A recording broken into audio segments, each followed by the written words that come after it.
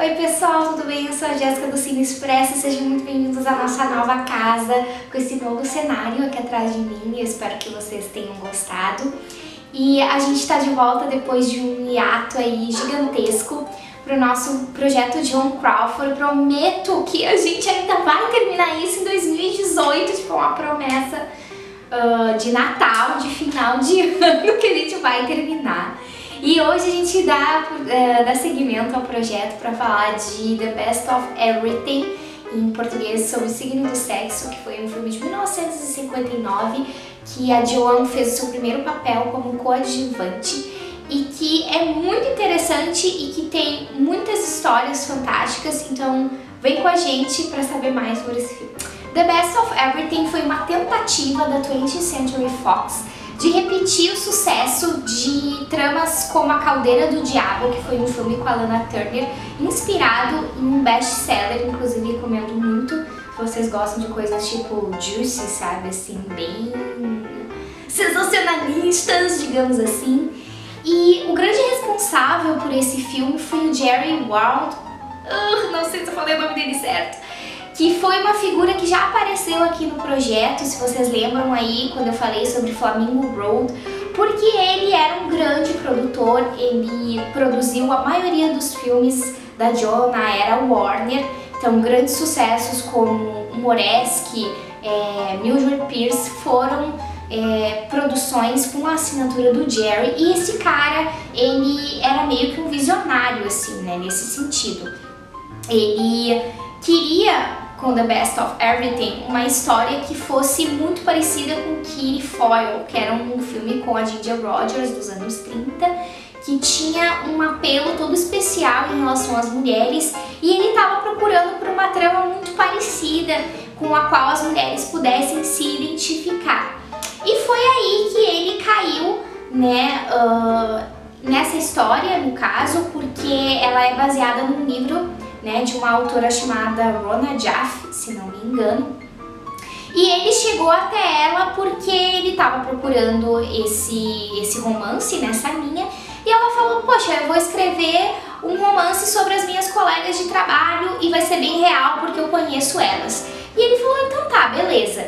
E aí The Best of Everything foi o primeiro romance que foi comprado antes mesmo de ser lançado. Então a Fox, né, meio visionária nesse sentido, pensou: pô, vamos comprar isso antes de ser lançado para ter os direitos. E aí eles compraram, e o Jerry fez o trabalho de espalhar vários boatos, né? Um dos boatos que ele espalhou foi de que o Paul Newman seria o protagonista desse filme. E aí, quando o best-seller foi lançado, foi uma sucessão, porque já tinha esses vários boatos e as pessoas estavam muito ansiosas para a adaptação cinematográfica desse romance, né? Nessa época, né, vale a gente lembrar, o cinema ele estava passando por um momento bastante delicado, porque ele estava perdendo espaço para televisão. Então houve toda uma mudança, todo um movimento, né? Se vocês notarem, os filmes em Technicolor nessa época eles dobraram, justamente para levar as pessoas ao cinema. Então tem também tecnologias como o CinemaScope, por exemplo, elas foram inventadas nesse período justamente para ter um apelo em relação à audiência que preferia ficar em casa vendo televisão, obviamente, porque não tinha que pagar ingresso do cinema. E aí The Best of Everything, ele foi vendido como um filme moderno, mas se a gente analisar ele, né, é o que a gente pretende fazer nesse vídeo, vocês vão ver que na verdade ele não tem nada de moderno, ele é uma trama muito misógina e muito machista, mas que, assim como outros filmes, né, se vocês lembrarem aí da franquia da Doris Day com o Rock Hudson, né, do primeiro filme deles, Pillow Talk, também a gente tem essa mesma premissa, né, que são mulheres, a contar a história de mulheres que estão dentro do mercado de trabalho e que no caso de The Best of Everything foram para Nova York ter as suas vidas, mas que na verdade, enfim, elas estão esperando um casamento e um homem dos sonhos, porque a independência financeira não vale nada se tu não tiver um cara e um casamento, que é basicamente essa a mensagem de Pillow Talk e um pouco da mensagem que The Best of Everything traz, né? E aí ele tem essa premissa bem realista de contar a história dessas mulheres, né, que passam por diversas situações ao longo do filme, né? No caso, nós temos 3 protagonistas que simbolizam cada uma situação diferente e uma maneira com a qual a sociedade vê aquela situação e pune elas também. Então, como eu disse, o filme conta a história de 3 meninas que vão para Nova York, né? A primeira delas é a Carmen Baker, que é interpretada pela Hope Land, que era uma modelo muito famosa da época. E ela simboliza a mulher que deseja ser bem-sucedida na vida, né? Ao longo do filme a gente descobre que ela tem uma decepção amorosa e aí essa decepção faz com que ela persiga o sonho de ser tão grande quanto a chefe dela, que é a Amanda, interpretada pela Jo.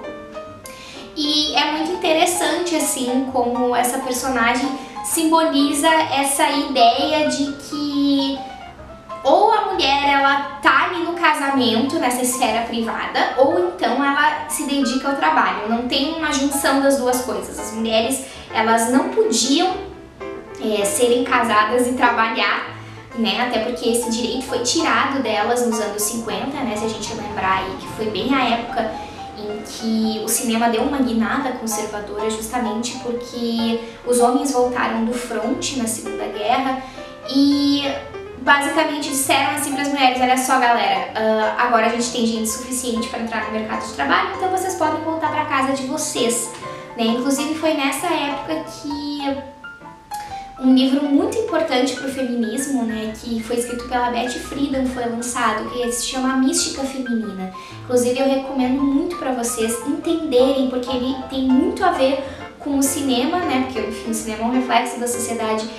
Ela era psicóloga, a Beth Friedan, e ela fez uma pesquisa com diversas mulheres que eram donas de casa e ela descobriu coisas estrondosas, assim, assustadoras, como por exemplo, que a taxa de suicídio de mulheres casadas era muito alta, que muitas mulheres casadas tinham depressão, justamente porque elas eram a mulher do fulano, a mãe do ciclano, elas nunca eram elas nunca podiam ser a Jéssica, por exemplo, sabe? Elas eram uma coisa ligadas a um outro, ligadas a um homem, né? Então, vou fechar meu parênteses, né, pra dizer que não tinha isso, né?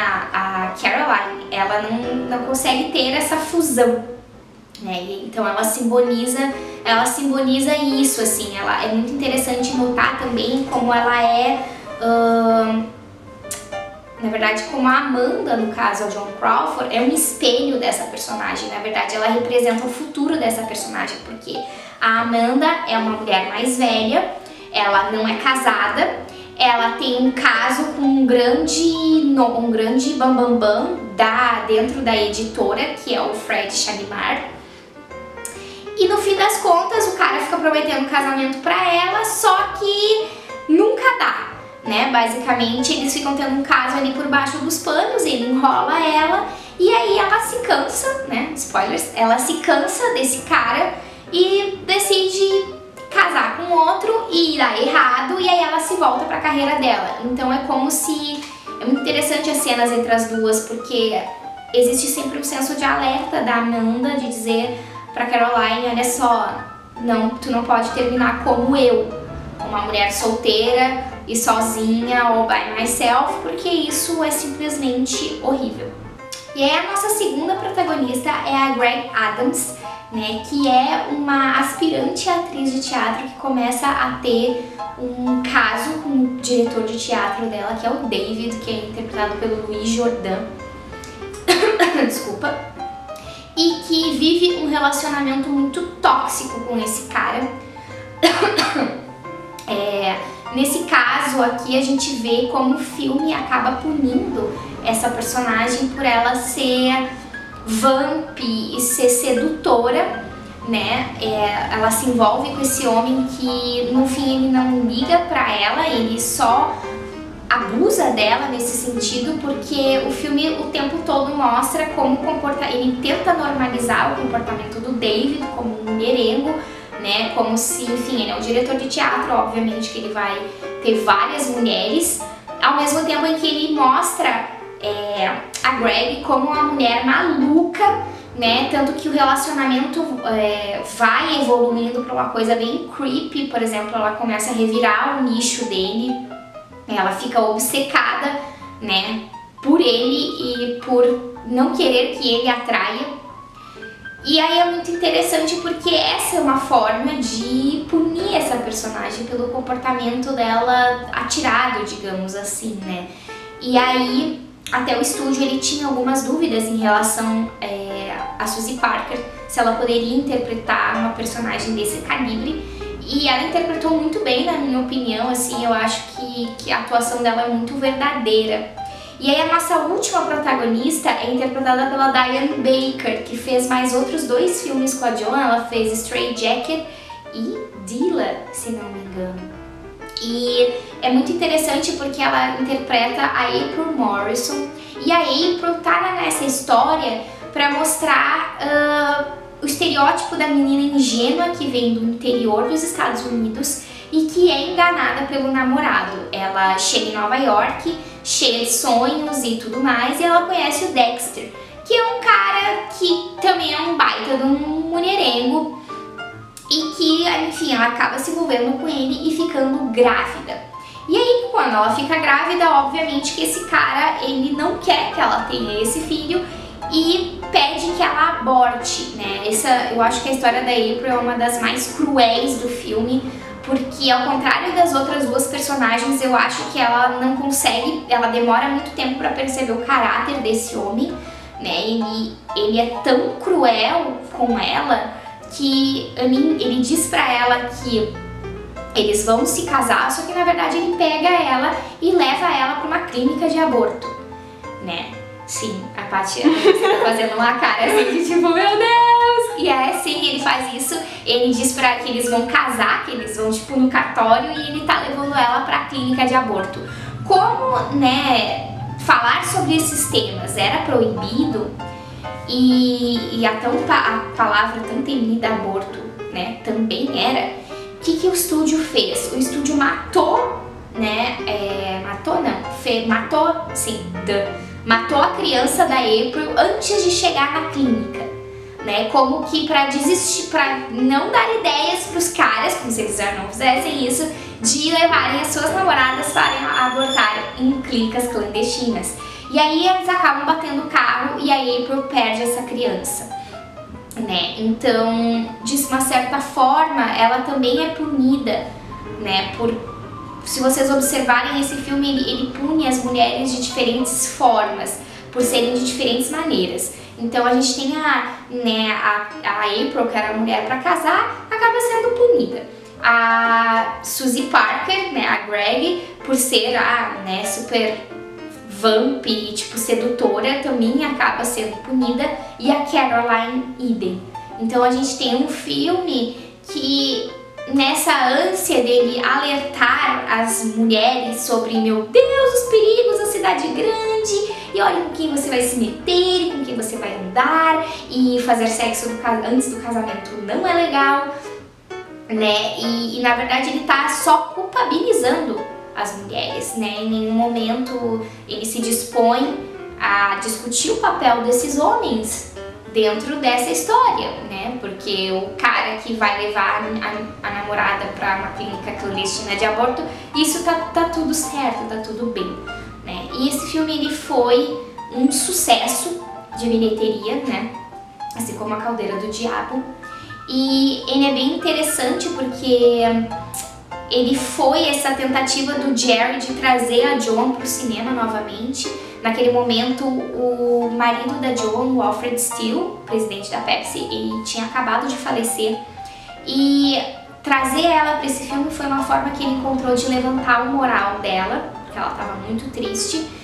Tem um livro bem interessante que se chama Os Bastidores de Hollywood na Vanity Fair, e que tem um capítulo dedicado inteiramente ao filme, e nesse capítulo o autor comenta que o Jerry, para convencer a Joan a fazer esse papel, já que era um papel coadjuvante e ela muito provavelmente não aceitaria se ela soubesse, ele escreveu uma cena no estilo humoresque e mandou pra ela e ela veio correndo querer fazer o filme e aí ela viu, porque enfim, não era bem assim.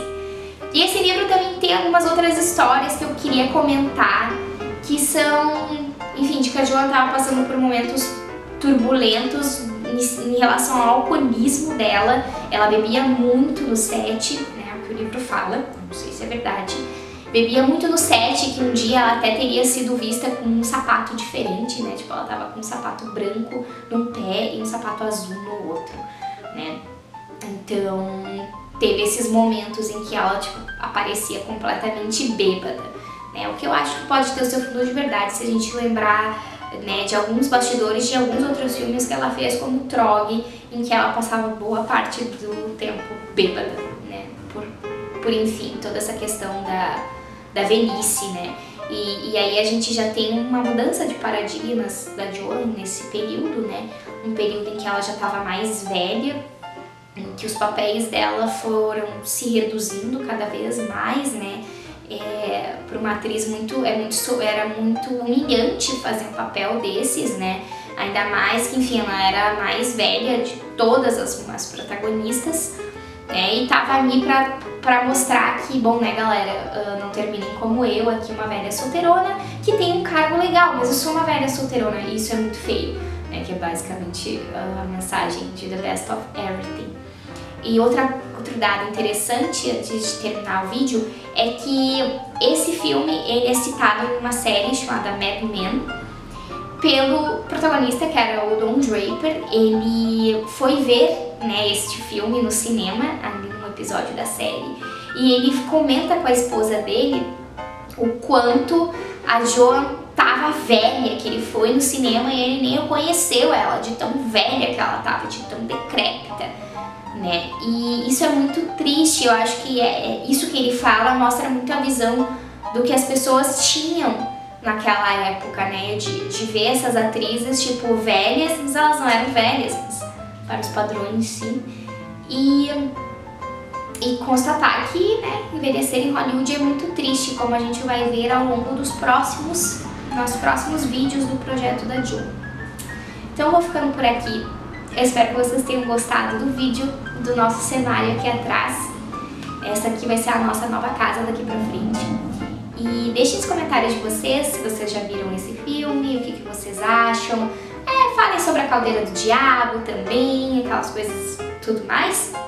E é isso, e até o próximo vídeo.